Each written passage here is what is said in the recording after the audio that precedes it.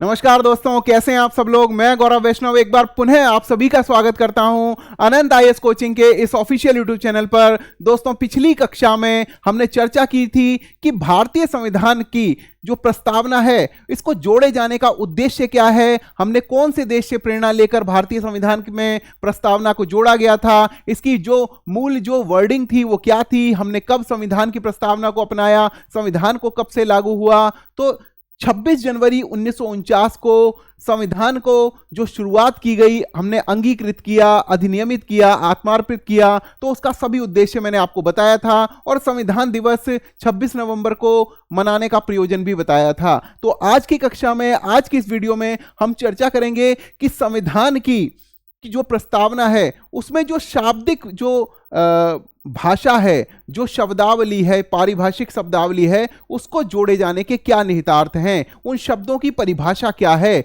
और उनके निहितार्थ क्या हैं। तो सबसे पहले हम बात करेंगे कि 1976 में 42वें संविधान संशोधन के द्वारा 3 शब्दों को जोड़ा गया। कौन कौन से शब्द जोड़े गए? समाजवादी, धर्मनिरपेक्ष और अखंडता। इन सभी शब्दों को जोड़े जाने का क्या प्रयोजन था, इसके ऊपर हम चर्चा करेंगे। तो साथ साथ हम इस बात पर भी चर्चा करेंगे कि जो शाब्दिक परिभाषाओं वाली जो शब्दावली है इसके अर्थ क्या हैं। तो क्योंकि समाजवादी हमारा जो स्वरूप है, भारतीय जो परंपरा है, जो सामाजिक परंपरा है, ये जो प्रशासनिक जो पद्धति है, उसका हमेशा से ही जो स्वरूप है वो समाजवादी रहा है। लेकिन समाजवादी शब्द को प्रस्तावना में जोड़ा जाने का क्या प्रयोजन है, इसके ऊपर चर्चा करते हैं कि वर्ष 1976 के 42वें संविधान संशोधन से पहले भी भारत के संविधान में नीति निर्देशक सिद्धांतों के रूप में समाजवादी लक्षण क्या थे? मौजूद थे। जो बात पहले संविधान में अंतर्निहित थी उसे स्पष्ट रूप से जोड़ दिया गया। कब जोड़ा गया? 1976 में जोड़ा गया। और फिर कांग्रेस पार्टी ने समाजवादी स्वरूप को स्थापित किया, उसे स्पष्ट रूप से जोड़ दिया। और फिर कांग्रेस पार्टी ने उसे स्थापित करने के लिए 1955 में अवार्डी सत्र में एक प्रस्ताव पारित करके उसके अनुसार कार्य किया। भारतीय समाजवाद को क्या कहा जाता है? लोकतांत्रिक समाजवाद कहा जाता है। और यह साम्यवादी समाजवाद नहीं है। रशिया की तरह यह साम्यवादी समाजवाद नहीं है, चीन की तरह साम्यवादी नहीं है। भारत का जो समाजवाद है वो लोकतांत्रिक समाजवाद है। और लोकतांत्रिक समाजवाद में लोकतंत्र की भूमिका होती है, यानी कि जनता के विचारों की, उनके जो अभिव्यक्ति है उसकी भूमिका होती है। इसे राज्याश्रित समाजवाद, जिसे किसको कहा जाता है? साम्यवादी जो साम्यवादी समाजवाद है उसको राज्याश्रित समाजवाद भी कहा जाता है, जिसमें उत्पादन और वितरण के सभी साधनों का राष्ट्रीयकरण और निजी संपत्ति का उन्मूलन शामिल है। फॉर एग्जाम्पल, बाहर की कोई कंपनी चाइना और रशिया में जाके अपना प्रोडक्ट बेचती है तो उसे एक चाइनीज नाम से, एक रशियन नाम से अपना प्रोडक्ट बेचना पड़ता है। वो अपने वास्तविक नाम से वहां नहीं बेच सकती है, क्योंकि वहां पर निजी संपत्ति का उन्मूलन शामिल है। उसके उलट जो भारतीय समाजवाद है, लोकतांत्रिक समाजवाद है, वो क्या करता है? वो एक मिश्रित अर्थव्यवस्था में आस्था रखता है, जहां सार्वजनिक व निजी क्षेत्र साथ साथ मौजूद रहते हैं। आप सभी को पता है कि भारत की जो अर्थव्यवस्था है वो एक मिश्रित अर्थव्यवस्था है, जहां पे प्राइवेट और पब्लिक की एक पार्टनरशिप की भूमिका रहती है, दोनों पैरेलली काम करते हैं। इसी को कहते हैं मिश्रित अर्थव्यवस्था। जैसा कि सर्वोच्च न्यायालय कहता है कि लोकतांत्रिक समाजवाद का उद्देश्य क्या है? गरीबी, उपेक्षा, बीमारी व अवसर की असमानता को समाप्त करना है, इसका उन्मूलन करना है। किस किस को? गरीबी को, उपेक्षा को, असमानता को और बेरोजगारी को, बीमारी को खत्म करना है। भारतीय समाजवाद मार्क्सवाद और गांधीवाद का मिला जुला रूप है, लेकिन उसमें भी जो गांधीवादी जो समाजवाद है उसमें हमारे संविधान का झुकाव थोड़ा सा ज्यादा है। ठीक है, कैसे ज्यादा है उसके ऊपर बात करते हैं। उदारीकरण, निजीकरण और वैश्वीकरण की नई आर्थिक नीति, कब हमने एलपीजी की जो नीति है, लिबरलाइजेशन, प्राइवेटाइजेशन और ग्लोबलाइजेशन, ये हमने 1991 के आर्थिक सुधारों के बाद अपनाई। हालांकि इसकी वजह से जो गांधीवादी समाजवाद है हमारा, उसका जो रूप है वो थोड़ा सा परिवर्तित हुआ है, क्योंकि ये जो बाजार आधारित जो अर्थव्यवस्था है उसकी तरफ हमारा थोड़ा सा झुकाव बढ़ा है। कब से? 1991 की नई आर्थिक नीति के बाद। ठीक है, हालांकि वो समय की मांग थी और समय की मांग के साथ चलना पड़ता है। जैसे कि एक एग्जाम्पल मैं आपको देखता हूं कि भारत में 1829 में सती प्रथा को लीगली बंद कर दिया गया। ठीक है, लीगली बंद कर दिया गया। तो पहले बहुत सारे लोग जो हैं समाज के, वो समझते थे कि सती प्रथा जो है वो जरूरी है, लेकिन धीरे धीरे एक लीगल मॉरलिटी वाली चीज आई और धीरे धीरे उसे बंद किया गया। तो लोगों ने अपनी सोच भी बदली कि हाँ, किसी भी बच्ची को जो एक कम उम्र में क्या कहते हैं विधवा हो जाती है, उसको जलाकर मार देना गलत है। और इसीलिए धीरे धीरे समाज में जागृति आई, समाज बदला और समाज का आज एक बड़ा तबका ये मानता है कि सती प्रथा एक सामाजिक कुरीति है और ऐसी कुरीति नहीं होनी चाहिए। इसी प्रकार से समाज बदलता है, और जब एक समाज बदलता है तो समाज की जो जरूरतें होती हैं, उनके वेस्टेड इंटरेस्ट होते हैं, वो भी bदलते हैं और उसके हिसाब से कानून संविधान भी बदलते हैं। क्योंकि कानून और संविधान जो हैं वो लोक के लिए हैं, मतलब लोगों के लिए हैं, जनता के लिए हैं, लोकतंत्र के लिए हैं, इसलिए उसमें बदलाव होता रहता है। जैसे कि हमने नई आर्थिक नीति अपनाई। अब पंथ निरपेक्ष की बात करते हैं। पंथ निरपेक्ष का मतलब है कि भारत का अपना कोई धर्म नहीं है, राज्य का कोई धर्म नहीं है, यहां पर सभी धर्मों के लोग, कोई धर्म नहीं है इसका मतलब यह नहीं है कि भारत किसी भी धर्म को तवज्जो नहीं देता है। भारत अपने हर नागरिक को, चाहे वो कोई से भी धर्म का हो, किसी भी धर्म का अनुपालन करता हो, किसी भी धर्म का प्रोग्रेशन करता हो, भारत सभी का ध्यान रखता है और समान रूप से ध्यान रखता है। इसका मतलब राज्य किसी विशेष धर्म को तवज्जो नहीं देता, ये सभी धर्मों को बराबर तवज्जो देता है। इसीलिए इसे कहा गया पंथ निरपेक्ष। पंथ के सापेक्ष नहीं, पंथ के निरपेक्ष। इसको फर्क नहीं पड़ता कि इसके नागरिक का जो राज्य के द्वारा सेवाएं ले रहा है, राज्य की कुछ सुविधाएं ले रहा है राज्य के द्वारा प्रदत्त, उसका क्या धर्म है, इससे निरपेक्ष है। इसीलिए इसको कहा गया पंथ निरपेक्ष। और पंथ निरपेक्ष शब्द को भी 42वें संविधान संशोधन 1976 के द्वारा जोड़ा गया। ठीक है, उच्चतम न्यायालय ने 1974 में कहा था कि यद्यपि पंथ निरपेक्ष राज्य शब्द का स्पष्ट रूप से संविधान में उल्लेख नहीं किया गया था, तथापि इसमें कोई संदेह नहीं है कि संविधान के निर्माता ऐसे ही राज्य की स्थापना करना चाहते थे। उनकी जो परिकल्पना थी, वो चाहते थे कि एक ऐसा राज्य बने जहां पर किसी भी व्यक्ति के धर्म के कारण उसकी उपेक्षा ना हो और किसी दूसरे व्यक्ति की उसके धर्म के कारण उसको अधिक विशेषाधिकार ना दिए जाएं। तो अनुच्छेद 25 से लेकर 28 तक क्या कहते हैं? धार्मिक स्वतंत्रता का अधिकार जोड़े गए। आपको अपने धर्म को अबाध रूप से मानने का अधिकार है, अंतःकरण का अधिकार है। इसी को 25 से लेके आर्टिकल 25 टू 28 इसको धार्मिक स्वतंत्रता के अधिकार के रूप में जोड़ा गया है। भारतीय संविधान में पंथ निरपेक्षता की सभी अवधारणाएं विद्यमान हैं, अर्थात हमारे देश में सभी धर्म समान हैं और उन्हें सरकार का समान रूप से समर्थन प्राप्त है। एक तो होता है निष्क्रियता, एक होती है तटस्थता। ऐसी कोई चीज नहीं है। भारत सक्रिय रूप से, भारत में क्या है कि सक्रिय रूप से भारत हर धर्म के, हर धर्म को मानने वाले व्यक्ति का, जो भारत का नागरिक है, उसका समान रूप से पालन पोषण करता है। उसके बाद लोकतांत्रिक शब्द की परिभाषा समझें तो ये जो शब्दावली है, इसका क्या मतलब है कि संविधान की प्रस्तावना में एक लोकतांत्रिक राज्य व्यवस्था की परिकल्पना की गई है। यह प्रचलित संप्रभुता के सिद्धांत पर आधारित है, अर्थात सर्वोच्च शक्ति किसके हाथ में है? पब्लिक के हाथ में है। आपने वो गाना सुना था ना कि पब्लिक है सब जानती है, तो यह लोकतंत्र में पब्लिक को सारे अधिकार दिए गए हैं। कहने का मतलब, जब हमने आपको संविधान की प्रस्तावना पढ़ाई थी, वहां पहला पहला अक्षर क्या लिखा है? पहले 4 अक्षर लिखे, we the people of India solemnly resolve, यानी कि हम भारत के लोग।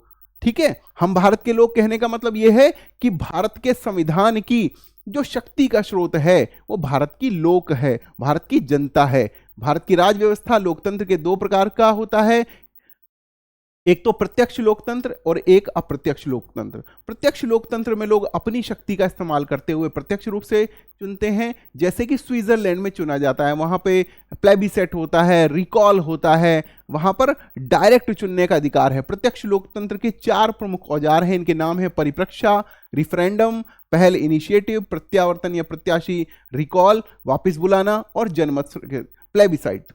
ठीक है। दूसरी ओर हमारे जैसा अप्रत्यक्ष लोकतंत्र होता है, जो लोगों के द्वारा जो चुने गए प्रतिनिधि, यानी कि हमारा जो लोकतंत्र है वो है अप्रत्यक्ष लोकतंत्र या फिर प्रतिनिधिक लोकतंत्र।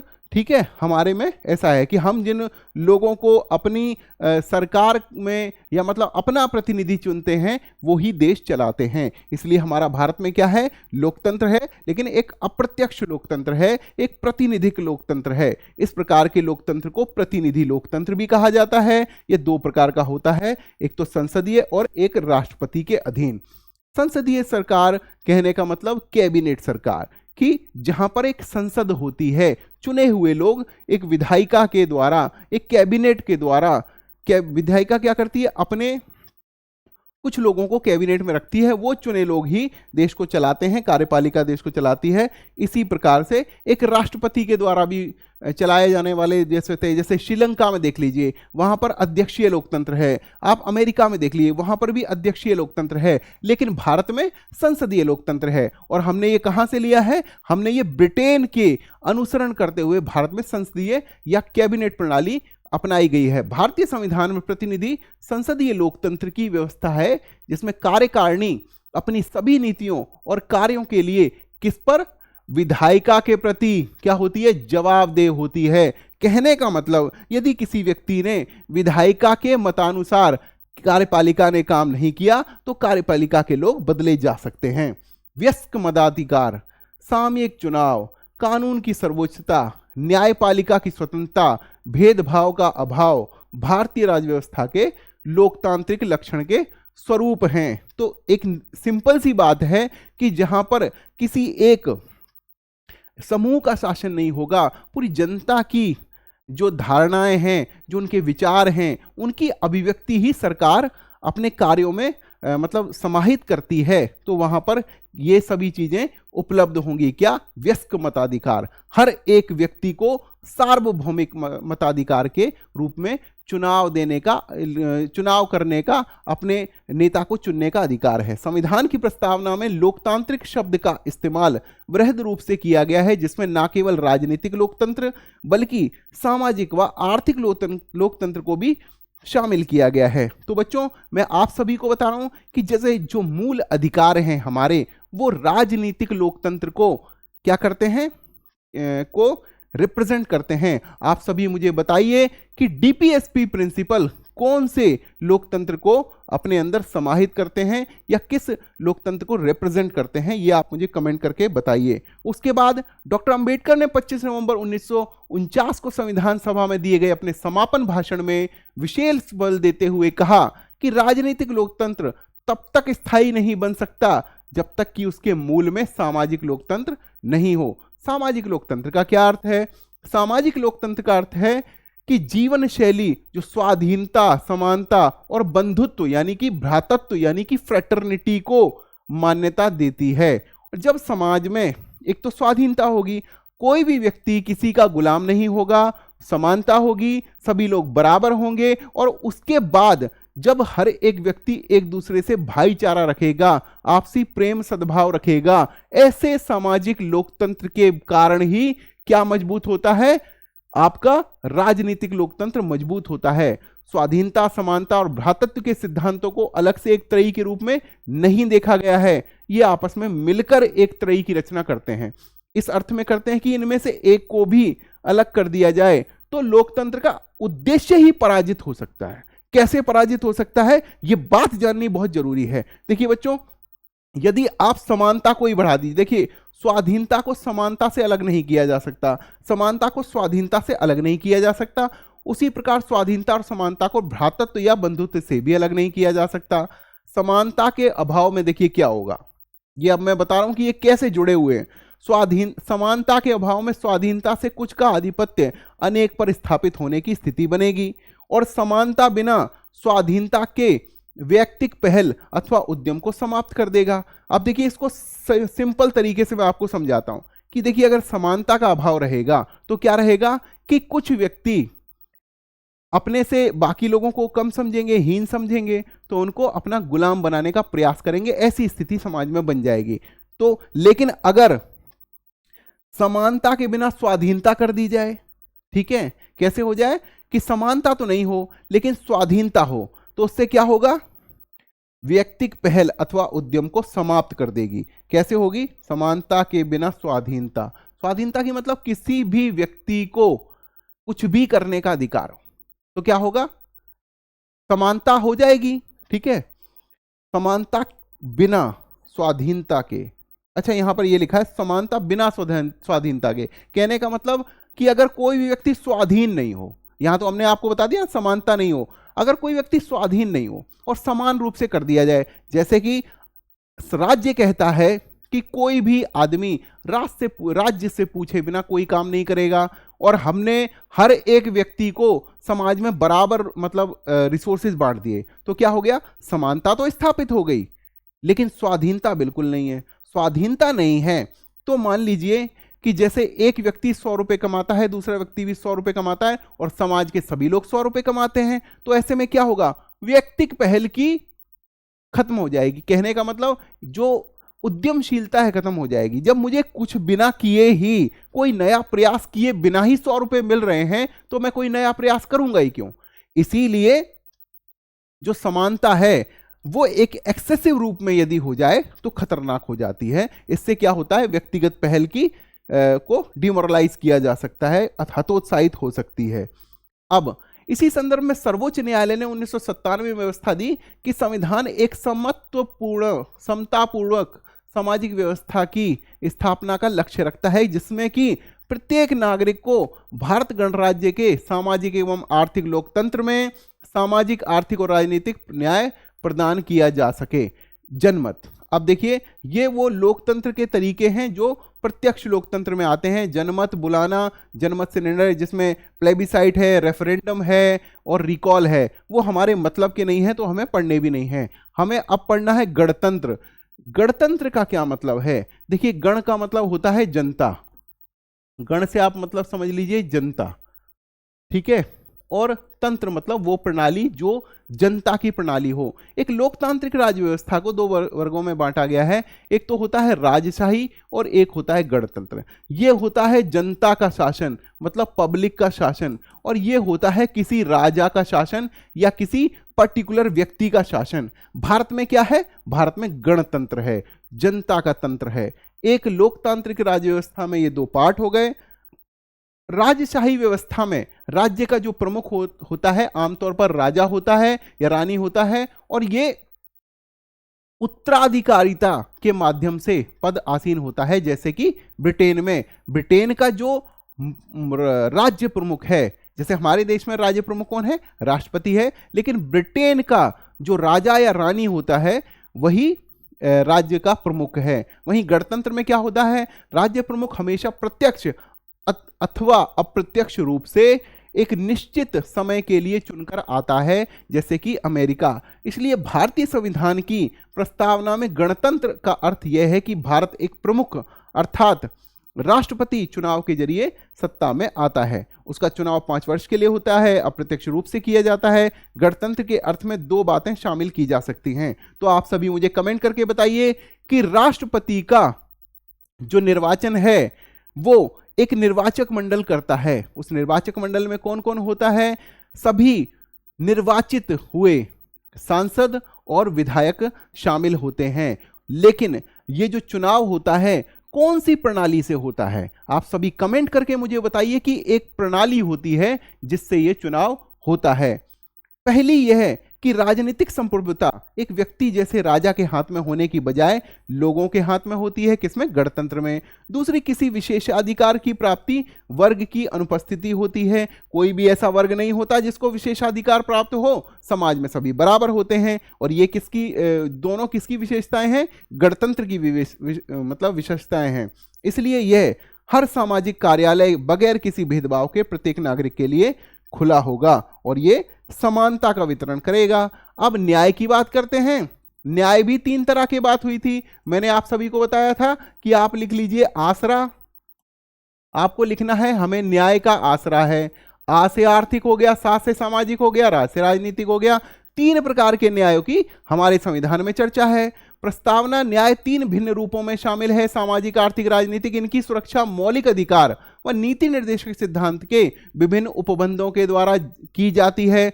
सामाजिक न्याय का अर्थ है हर व्यक्ति के साथ जाति, रंग, धर्म, लिंग के आधार के बिना भेदभाव के समान व्यवहार किया जाएगा। इसका मतलब है समाज में किसी वर्ग विशेष के लिए विशेषाधिकारों की अनुपस्थिति होगी और अनुसूचित जाति, जनजाति, अन्य पिछड़े वर्ग तथा महिलाओं की स्थिति में इससे सुधार आया है। आर्थिक न्याय का अर्थ है कि आर्थिक कारणों के आधार पर किसी भी व्यक्ति से भेदभाव नहीं किया जाएगा। इसमें संपदा, आय, संपत्ति की असमानता को दूर करना शामिल है। देखिए, जब जो भारत आजाद नहीं हुआ था तो अंग्रेजों ने जब पहली बार चुनाव की प्रणाली रखी और जब उन्होंने निर्वाचन प्रक्रिया में कुछ भारतीयों को शामिल किया तो उन्होंने इसका आधार क्या रखा? उन्होंने इसके 3 आधार रखे। क्या रखे? प्रॉपर्टी, एजुकेशन और टैक्स। इसको आप याद कर सकते हैं पैट के माध्यम से। तो ये हो गया आपकी प्रॉपर्टी, ये हो गई आपकी एजुकेशन और ये हो गया आपका टैक्स। तो कहने का मतलब कि जो लोग कुछ ज्यादा पढ़े लिखे थे उनको, जो लोग जिनके पास ज्यादा संपत्ति थी उनको, और जो लोग टैक्स ज्यादा देते थे केवल उन्हीं लोगों को अंग्रेजों ने चुनाव का अधिकार दिया था। इलेक्शन की प्रक्रिया में वही शामिल हो सकते थे, वही चुनाव कर सकते थे। लेकिन भारत विश्व का एक ऐसा देश है जहां पर 1947 में जैसे ही भारत आजाद हुआ, भारत ने यूनिवर्सल सफरेज को अपनाया। आपको यह जानकर हैरानी होगी कि महिलाओं को अधिकार देने के, चुनाव का अधिकार महिलाओं को देने के लिए ब्रिटेन जैसे राज्यों को, जहां 1215 में मैग्ना कार्टा आ गया था, वो से 1928 लग गया। 1928 में आके वहां पर यूनिवर्सल सफरेज अपनाया गया। लेकिन भारत जिस दिन आजाद हुआ 1947 में ही भारत ने महिलाओं को, बच्चों को, 18 साल से ऊपर के जितने भी लोग थे उनको सभी को क्या किया? सार्वभौमिक मताधिकार दे दिया गया। तब 21 वर्ष थी, बाद में 18 वर्ष कर दिया गया। तो भारत में हर एक व्यक्ति को बिना किसी भेदभाव के चुनाव का अधिकार दिया गया है। तो जैसे यहां पर प्रॉपर्टी के हिसाब से है, भारत में गरीब से गरीब व्यक्ति भी चुनाव कर सकता है, निर्वाचन प्रक्रिया में भाग ले सकता है, अपना नेता चुन सकता है। एजुकेशन का भी कुछ नहीं है, एजुकेशन में भी 5वीं और 8वीं जैसी उनके लिए मान्यता रखी गई है, जैसे कि जो किसी पद पर आसीन होते हैं। तो भारत में शैक्षिक जो योग्यता है किसी चुनाव को लड़ने के लिए वो नहीं रखी गई है, ना चुनाव लड़ने के लिए रखी गई है, ना निर्वाचन करने प्रक्रिया में भाग लेने के लिए रखी गई है। अपना नेता चुनने में भी ऐसा नहीं रखा गया कि आपको इतना पढ़ा होना जरूरी है, और टैक्सेशन की भी ऐसी कोई बाध्यता नहीं है। तो इसीलिए भारत इन मामलों में दूसरे कई देशों से मतलब क्या है? विशिष्ट है। ठीक है, उसके बाद बात करते हैं स्वतंत्रता की। स्वतंत्रता का अर्थ लोगों की गतिविधियों पर किसी प्रकार की रोक टोक की अनुपस्थिति तथा साथ ही व्यक्ति के विकास के लिए अवसर प्रदान करना है। प्रस्तावना हर व्यक्ति के लिए मौलिक अधिकारों के जरिए अभिव्यक्ति, विश्वास, धर्म, उपासना की स्वतंत्रता सुरक्षित करती है। इनके हनन के मामले में कानून का दरवाजा खटखटाया जाता है और सीधा आर्टिकल 32 आपको क्या कहता है? आपको संवैधानिक उपचारों का अधिकार देता है। आप डायरेक्ट सुप्रीम कोर्ट में जा सकते हैं अपने अधिकारों के लिए। प्रस्तावना में कहा गया कि भारतीय लोकतांत्रिक व्यवस्था को सफलतापूर्वक चलाने के लिए स्वतंत्रता परम आवश्यक है। हालांकि स्वतंत्रता का अभिप्राय यह नहीं है कि हर व्यक्ति को कुछ भी करने की लाइसेंस मिल गया हो। यदि ऐसा हो जाए तो समाज में क्या होगा? एक एनार्की का स्टेट आ जाएगा। तो केवल जैसे कि कांट कहता है, जैसे एरिस्टोटल कहता है कि अधिकारों के साथ में कर्तव्य भी आते हैं। यदि मेरा अधिकार है कि मैं चैन से जीऊं तो मेरा यह भी कर्तव्य व्यक्ति बनता है कि मैं किसी दूसरे व्यक्ति को चैन से जीने दूं। तो अधिकार और कर्तव्य एक दूसरे के पूरक हैं। तो यहीं पर यही लिखा गया कि स्वतंत्रता का अभिप्राय यह नहीं है कि हर व्यक्ति को कुछ भी करने का लाइसेंस मिल गया हो। तो ये जो स्वतंत्रता है ये निरपेक्ष रूप से नहीं है। क्या? निरपेक्ष रूप से नहीं है। ठीक है, क्या है ये? सापेक्षिक है। कहने का मतलब कि जब तक मैं कोई ऐसा काम नहीं करता हूं जो कि संविधान के विरुद्ध हो, जो कि शासन के विरुद्ध हो, जो कि सामाजिक समानता के विरुद्ध हो, तब तक मुझे अनुमति है। और जैसे ही मैं कोई ऐसा काम करता हूं जो किसी दूसरे के अधिकारों का हनन करता है, वहां पर क्या? वहां पे प्रोहिबिटेड है। स्वतंत्रता के अधिकार का इस्तेमाल संविधान में लिखी सीमाओं के भीतर ही किया जाना चाहिए, किया जा सकता है। संक्षेप में कहा जाए तो प्रस्तावना में प्रदत्त स्वतंत्रता एवं मौलिक अधिकार शर्त रहित नहीं है। ठीक है, इसके साथ शर्त जुड़ी हुई है। हमारी प्रस्तावना में स्वतंत्रता, समानता और बंधुत्व के आदर्शों को फ्रांस की क्रांति से लिया गया है। कौन सी क्रांति? 1789 से शुरू होकर 1799 तक चलने वाली फ्रांस की क्रांति। उसके बाद समता का अर्थ क्या है? समता का अर्थ है समाज के किसी भी वर्ग के लिए विशेषाधिकार नहीं होंगे, की अनुपस्थिति होगी और बिना किसी भेदभाव के हर व्यक्ति को समान अधिकार प्रदान करने का उपबंध दिया जाएगा।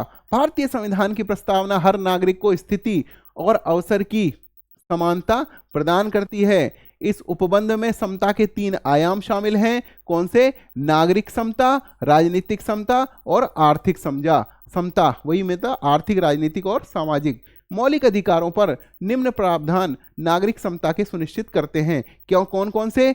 एक तो equal protection of equality before law, equal protection of law, धर्म, जाति, लिंग, जन्म स्थान के आधार पर मूल वंश पर निषेध, लोक नियोजन के विषय में अवसर की समता आर्टिकल 16, अस्पृश्यता का अंत आर्टिकल 17, उपाधियों का अंत आर्टिकल 19।